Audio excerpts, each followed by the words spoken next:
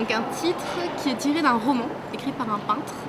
Et donc, du coup, ça donne l'idée d'une narration. C'est-à-dire que dans cette exposition-là, c'est pas un titre d'expo lambda, c'est vraiment le titre d'un roman. Donc là, on est là pour vous raconter une sorte d'histoire. Alors le point de départ de cette histoire, ça pourrait être Théodore Kaczynski. Je ne sais pas si vous connaissez Théodore Kaczynski. En fait, c'était un professeur américain qui était professeur de mathématiques à Harvard, donc quelqu'un de surdoué, d'extrêmement intelligent, qui a décidé de fuir totalement le système industriel basé sur les progrès techniques et technologiques, et qui donc est parti dans les bois, construire une cabane que vous avez vue. C'est la réplique, en fait, elle est identique que vous avez vue. Et donc, lui, pour fuir ce système, donc il est parti renouer avec l'essence même de l'homme, qui est de vivre en pleine nature. Donc c'était pas quelqu'un qui était écologiste, mais c'était plus quelqu'un qui cherchait à retourner aux racines de l'homme primitif, en fait, tel qu'il était à la préhistoire, le chasseur-cueilleur. Et en fait, au bout de 6 ans de vie en autarcie dans sa cabane, il y a des industriels qui sont venus construire une grande route près de là où il allait chasser, cueillir, pêcher, etc. Et c'était son endroit préféré.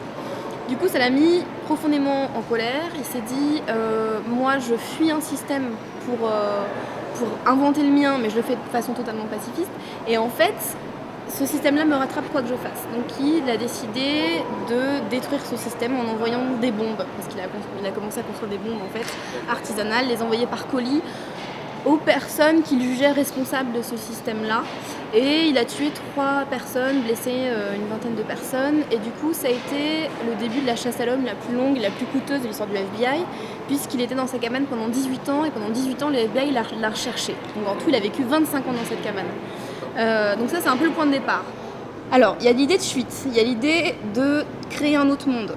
Ces 2 idées-là, elles se retrouvent dans plusieurs œuvres. Je ne sais pas si vous avez vu ces œuvres qui fuient, c'est-à-dire des œuvres qui sont là et en même temps qui ne sont pas forcément visibles tout de suite. Ces grands conduits d'aération qui ont été faits par Charlotte Poznanske. Il y a aussi un socle qui a été fait par Tom Friedman, qui ce socle est vide. Enfin, il apparaît comme étant vide, il ne supporte rien, sauf qu'en fait, il supporte une malédiction de sorcière. Donc c'est une œuvre qui est impalpable, qui est invisible. Il y a aussi Robert Kober qui a fait une sorte de trou dans un mur, en fait, il a mis une bombe dans un mur. Donc c'est l'idée de passage aussi d'un monde à un autre, comme si ces œuvres-là permettaient de fuir de notre système pour aller derrière le mur. Alors on ne sait pas ce qu'il y a derrière le mur, mais on peut se poser la question. Donc déjà il y a ces œuvres qui fuient leur statut d'œuvre d'art, qui ne sont pas là pour être montrées ou pour être visibles, qui sont là pour poser question. Il y a beaucoup de reproductions à l'identique aussi dans cette exposition, comme si on venait à une forme d'art, comme l'art à l'origine décrit par Platon, voilà, qui était la mimésis, l'imitation parfaite de la nature. Ensuite, il y a aussi une œuvre qui est pour moi très révélatrice de cette exposition, c'est l'œuvre de Ryan Gander avec cette pièce sombre où vous avez deux trous lumineux en fait, un conduit d'aération, de ventilation et une sorte de trou de souris dans le mur avec de la végétation derrière. Alors ça, cette œuvre-là peut être rapprochée de celle de Robert Gober avec cette bombe déviée dans le mur, avec cette idée qu'on entre dans cette pièce qui a aussi la forme d'une cabane, donc un endroit où on peut se retrouver tout seul, s'isoler et vraiment réfléchir sans interférence. Et on regarde à travers ce trou, voilà, on est curieux de voir qu'est-ce qu'il y a à travers. Forcément, au niveau de la symbolique, c'est très fort d'être dans une pièce totalement obscure avec cette lumière du jour parfaite qui vient de l'extérieur. Donc ça donne l'idée qu'on est dans un monde pas si bon que ça et qu'il y a un monde merveilleux qui nous attend derrière. Alors après, chacun imagine le monde idéal tel qu'il le conçoit. C'est même l'idée d'utopie en fait qui est sous-jacente dans cette exposition. Il y a aussi l'œuvre de Mikol Hassel qui s'appelle Vorkuta. Vous savez, ce gros caisson un peu réfrigérant où il fait moins 37 à l'intérieur. Alors ça, en fait, Vorkuta, c'est le nom d'une ville qui est une ville fantôme, une ville déserte où personne ne vit, qui en fait était un ancien goulag pendant la période où il y avait l'ex-URSS. Donc un des pires goulags en fait de la Sibérie, puisqu'il fait moins 60 degrés parfois dans cette ville-là. Donc vraiment un goulag les plus meurtriers. Alors du coup, elle a aussi l'idée de cabane, de nous symboliser les sensations qu'on peut ressentir dans ce goulag, forcément avec ces étincelles qui nous mettent en danger, on a un peu peur, on se dit mais est-ce qu'il ne va pas nous arriver quelque chose si on reste dedans ? Voilà, il y a toutes ces questions-là.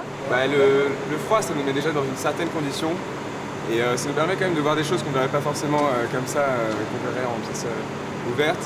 Mais ouais, non, ça fait quelque chose. Mais bon, après, j'ai pas. Puis d'être tout seul aussi, ça permet de nous isoler un peu et au froid, je sais pas, je trouve qu'on réalise plus cette situation en fait. Donc voilà, il y a vraiment ces idées d'utopie détruite, avec aussi ces billets qui sont en train de brûler, de Tony Matelli. Donc ça, au niveau de la symbolique, c'est très fort, parce que c'est vraiment l'idée de... Donc déjà, ça fait référence au geste de Gainsbourg en 86 à la télévision, qui a brûlé la moitié d'un billet de 500 francs. Et en plus, ça va plus loin, parce que je ne sais pas si vous avez vu le film Into the Wild de Sean Penn, mais juste avant que cet homme-là décide de fuir, à la manière de Kaczynski, en fait, un peu de retourner à la nature, il brûle, la première chose qu'il fait, c'est brûler ses billets. Donc se détacher d'un système matériel et d'un système monétaire qui existe depuis des millénaires, pour pouvoir retourner à un système de troc presque. Du coup, là, l'artiste nous amène à se poser la question, est-ce qu'on pourrait vivre sans argent? Et pour finir, il y a une sorte de rétrospective sur Paul Lafollet, cet artiste qui a fait des grandes toiles. Alors lui, il ouvre une autre porte en fait dans toutes ces questions, parce que lui, il a 69 ans aujourd'hui. C'est des peintures qui ont été faites entre les années 60 et les années 2000, donc il y a 40 ans de peinture, sauf qu'il n'y a aucune évolution stylistique en fait dans cette pièce. Du coup, on ne peut pas vraiment l'appréhender comme un artiste, on l'appréhende plus comme un prophète, comme un messie, qui sera là pour diffuser un message, parce que lui raconte qu'il a vu les extraterrestres, qu'il a voyagé dans le temps, dans l'espace, qu'il connaît la 5e dimension, et il est là pour nous donner les outils pour qu'on y accède nous aussi. Du coup, c'est cette idée de fantastique aussi, de monde derrière le monde qu'on ignore, de monde parallèle. Sauf que là, voilà, c'est illustré d'une autre façon, et lui, il y croit vraiment. Donc voilà.